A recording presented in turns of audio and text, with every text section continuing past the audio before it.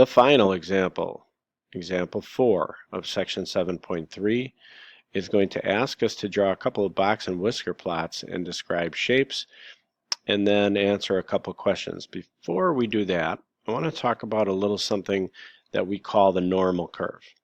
Okay, a normal curve looks like a data set that has a symmetric quality to it. Most of the data in the middle with the ends looking symmetric.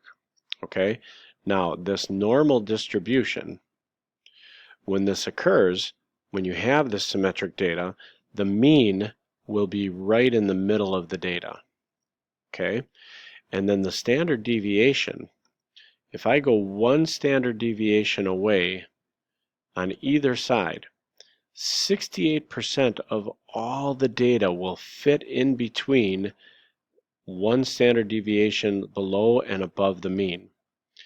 If I go two standard deviations away in either direction, now almost all the data fits in there. 95% of all the data will fit between two standard deviations, either two below or two above.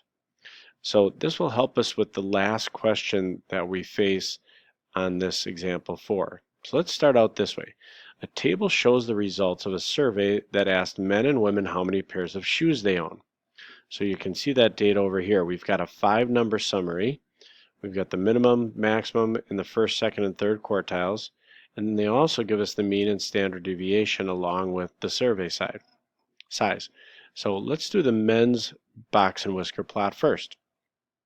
So the minimum is 2. We'll put that about there. And the maximum is 17. That would be about there. So then remember, we want to draw a line, a segment that connects that minimum and maximum point. And then we want to mark the first, second, and third quartiles on, which are 5, 7, and 10 respectively. So 5, 7, and 10. Now putting a box around those quartiles, like so.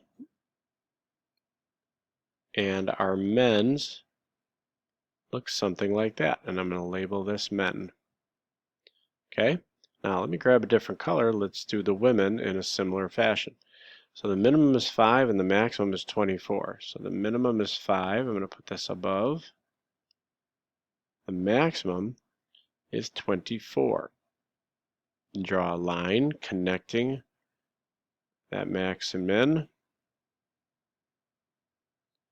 And the quartiles were 12, 14, and 17. So kind of nice. They kind of did that for us. We didn't have to determine all that stuff on our own. So here's 12 right about there. 14 is right about there. 17 is right about there. So put another box around those first and third quartiles, and we will have our women's box and whisker plot. Okay, so now, what do we see here? Well, they are going to ask us to compare, well, first of all, describe the shape of each. You notice that with the women, the whiskers are about equal length on each end, so we would say this one is symmetric. Now the men's, it looks like the right whisker is a little bit longer. Sorry, I got a little cold here.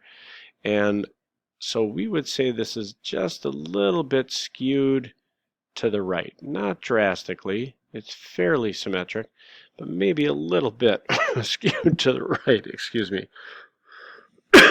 Okay, so now, compare the number of shoes worn by men and the number of shoes worn by women. Well, clearly,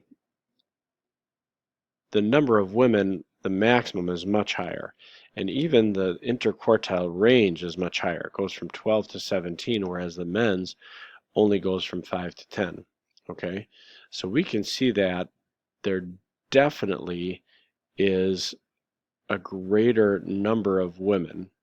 Okay, you see the median is 14, whereas the mean for the men is only 7. So the median is twice as big. So the women's median is twice as big. is double the men's, we'll say. And what else could we say? Well, the women's is more spread out, right? Goes from 7 all the way to 24. That's a range of 17, whereas the men's goes from 2 to 17. That's 15. So it's not a lot, but the women's is slightly more varied.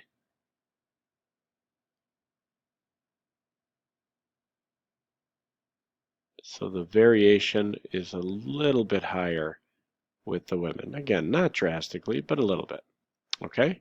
All right, now, about how many of the women surveyed would you expect to be between 10 and 18 pairs of shoes? Now, remember that normal curve I showed you on the previous page.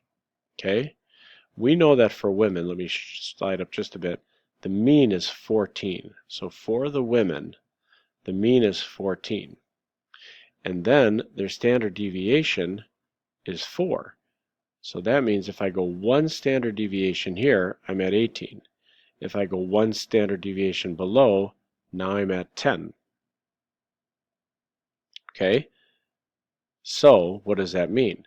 That means between 10 and 18, if you recall, that within one standard deviation, 68% of the data approximately will fall in there. So if that's the case, let me go back down here. If that's the case, then one standard deviation away, 68% of all the women will fit in here. So there were 40 women surveyed altogether. So 68% of 40 is what I would want to take. All right. Now 60% of 40 would be about, let's see here, 24. 70% would be like 28. So it would be a little closer to 28. So about 27 women. Okay. And remember, you can simply take a calculator and multiply 0.68 times 40 to figure out exactly what it is. But somewhere in the neighborhood of 27 women would be expected to own 10 and 18 pairs of shoes. And that's all, folks. We're all done with section 7.3.